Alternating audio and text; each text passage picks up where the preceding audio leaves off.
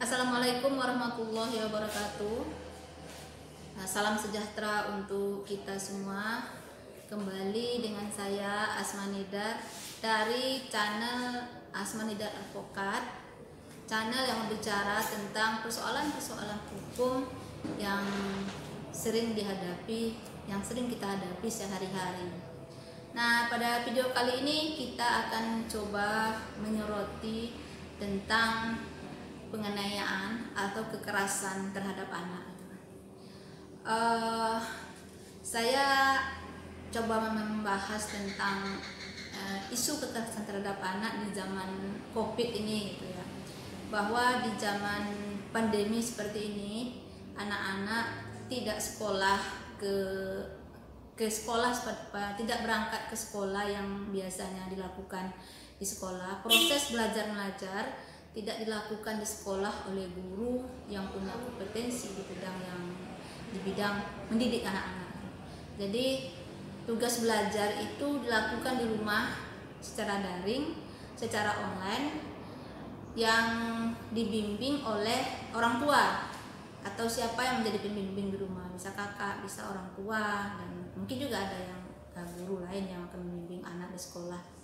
Tapi intinya itu tugas belajar dialihkan dari guru yang punya kompetensi di bidang itu, punya pengalaman di bidang itu, menjadi dialihkan kepada kita, orang tua yang tidak punya background, ya.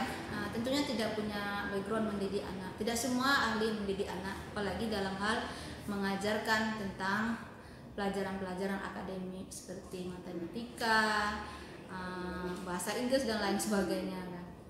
Nah, di sini tugas ibu, tugas rumah tangga menjadi bertambah, gitu. Yang tadinya hanya ngantar anak sekolah dan mengawasi bikin PR, nah sekarang benar-benar jadi guru, jadi anak di sekolah. Sehingga banyak sekali kita temui di medsos itu video lucu-lucuan tentang bagaimana ibu dalam mengajarkan anak belajar itu, sehingga ada istilah yang top, ya, belajar daring bikin ibu darting, gitu.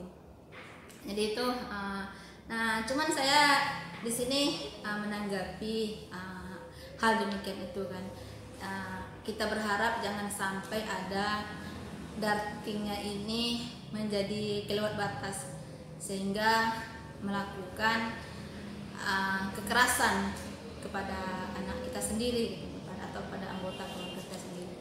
Nah, itu yang ingin saya jelaskan. Karena di dalam hukum pidana itu jelas diatur bagaimana ancaman hukuman tentang siapa yang melakukan penganiayaan atau kekerasan terhadap anak. Misalnya Undang-Undang Perlindungan Anak Nomor 35 Tahun 2014 di pasal 76C itu jelas sekali mengatur tentang larangan penganiayaan terhadap anak. Itu barang siapa yang membiarkan melakukan, menyuruh melakukan, dan barang siapa yang melakukan kekerasan fisik terhadap anak, nah itu ancaman hukumannya ada di pasal 80 undang-undang yang sama, yaitu ayat satunya, penganiayaan terhadap anak itu penganiayaan biasa, ancaman hukumannya 3 tahun. Ayat 2-nya, jika penganiayaan tersebut atau kekerasan tersebut menimbulkan luka berat, si pelaku diancam dengan ancaman hukuman 5 tahun penjara. Nah, jika penganiayaan atau kekerasan tersebut menyebabkan kematian, itu pelaku bisa diancam dengan ancaman hukuman 15 tahun penjara. Pada ayat 4 itu dinyatakan lagi, ditegaskan bahwa apabila penganiayaan tersebut dilakukan oleh orang tua kepada anak, ancaman hukumannya ditambah 1/3. Nah, itu Undang-Undang Perlindungan Anak itu jelas mengatur tentang larangan penganiayaan atau kekerasan fisik terhadap anak. Selain undang-undang perlindungan anak, ada lagi undang-undang UPKDRT, undang-undang pencegahan kekerasan dalam rumah tangga, undang-undang nomor 23 tahun 2004. Itu juga jelas mengatur tentang kekerasan fisik di dalam rumah tangga, di dalam lingkup rumah tangga. Di pasal 44 misalnya dilarang barang siapa melakukan kekerasan atau penganiayaan di dalam lingkup rumah tangga diancam dengan ancaman hukuman 5 tahun. Kemudian ayat berikutnya, apabila penganiayaan atau kekerasan tersebut mengakibatkan luka berat, pelaku diancam dengan hukuman 10 tahun penjara. Dan apabila korban menyebabkan penganiayaan tersebut menyebabkan korban meninggal dunia, maka pelaku diancam dengan ancaman hukuman selama 15 tahun penjara. Nah, pada ayat 4, kalau dilakukan oleh suami kepada istri atau istri kepada suami, ancamannya menjadi sangat ringan, yaitu yang tidak menimbulkan yang tidak menghalangi untuk melakukan pekerjaan sehari-hari, itu ancaman hukumannya menjadi 4 bulan penjara.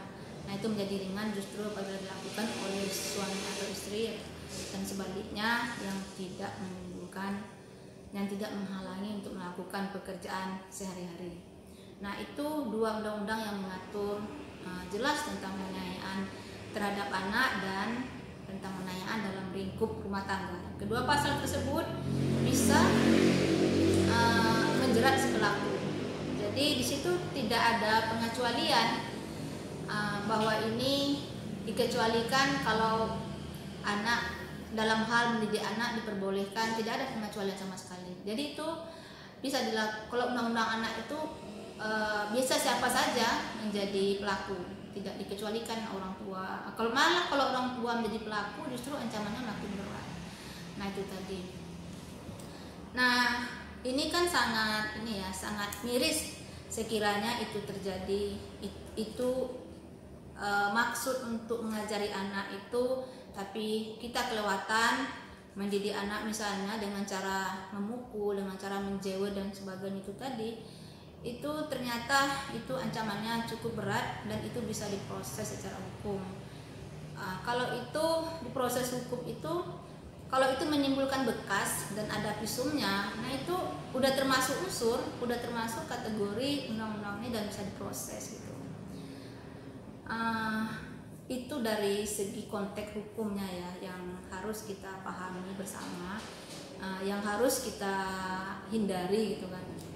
Jadi di luar itu, kalau selama ini kan kita selalu banyak pihak ya, termasuk mungkin saya juga selalu komplain, keberatan dengan guru yang kasar terhadap anak. Jangankan sampai menganiaya, menghardi anak aja. Kalau anak ada yang bercerita kepada kita bahwa saya diinin guru, nah kita itu kembali lagi, rasa keadilan kita itu terus kita langsung darting gitu, langsung marah gitu kan. Loh, anak saya kok diginiin, anak saya kok jadi begini, langsung memprotes tuh. Tapi kita barangkali abai memahami bagaimana susahnya mengajari anak gitu, mengajari anak untuk agar anak paham ini apanya apa. Jadi itu enggak ternyata ini ada manfaatnya gitu loh. Jadi kita sebagai orang tua, terlepas dari konteks hukum yang saya sampaikan tadi, kita memahami dengan pandemi ini orang tua dituntut untuk pandai dan pintar mengajari anak di rumah tanpa kekerasan gitu. Bayangin kalau guru itu tadi memang dia punya pengalaman, punya pendidikan yang kompetensi di bidang itu, tapi dia mengajari 40 anak dalam waktu yang bersamaan. Sementara ibu-ibu dan kita barangkali hanya mengajari 1 atau 2 anak saja kayak gitu kan. Itu pun di rumah kita. Nah itulah yang mungkin yang harus kita pahami dan sikapi. Coba bandingkan dengan guru. Nah, jadi itu tadi yang jelas pada intinya kita harus menghindari perlakuan kekerasan, apalagi penganiayaan, perlakuan kekerasan kepada anak, baik secara fisik maupun psikis. Psikis itu misalnya selalu mengancam anak, nanti kalau tidak selesai sama kau nih, awas kau ya, nanti kalau nggak selesai nih, awas ku cubit kau ya, dasar bodoh kau ya, atau bermacam-macam perkataan lain ya, yang justifikasi yang membuat anak merasa tertekan, itu bisa masuk kategori kekerasan psikis gitu. Nah, kalau kekerasan psikis tadi, nah seperti yang saya jelaskan itu tadi, karena ini menurut pendapat saya sebagai seorang praktisi hukum dan sebagai seorang ibu juga ya, dan sebagai juga yang suka kepada anak-anak, yang hobi dengan dunia anak-anak juga. Sebenarnya mendidik dan mengajar itu, mendidik, mengajar, mendisiplinkan anak itu tidak identik dengan kekerasan gitu. Jadi kita mendisiplinkan anak, belajarlah mendisiplinkan anak tanpa kekerasan gitu. Apalagi sekarang ini kita itu sudah banyak ahli-ahli anak, parenting tentang anak di online ya, di YouTube, di website dan sebagainya. Kita bisa belajar di situ tentang bagaimana cara mendidik anak yang baik, sehingga apa yang kita sampaikan itu sampai ke dia memahami, tetapi anak tidak terluka gitu kan.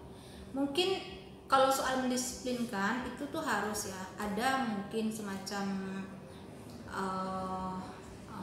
warning atau semacam hukuman lah, katakan, jika kamu tidak mengerjakan ini nanti akan seperti ini. Tetapi ibu-ibu atau siapapun yang bersentuhan dengan anak bisa mengalihkan hukuman itu bukan ke kekerasan. Maksudnya kalau kamu nggak bisa mengerjakan ini sampai selesai, mama akan pukul. Ini kau nanti nih pakai kena sapu nih, kan gitu. Ini ada video yang mamanya pakai sapu itu. Atau kalau kau nggak bisa mengerjakan ini, awas mama cubit ini, mama ini itu. Nah itu coba kita mencari cara yang tepat, belajar ya. Semua kita harus belajar. Tidak ada yang ahli mungkin ya. Tapi kita semua bisa menjadi ahli kalau kita mau menekuni suatu bidang. Oke, mungkin demikian untuk video kita kali ini.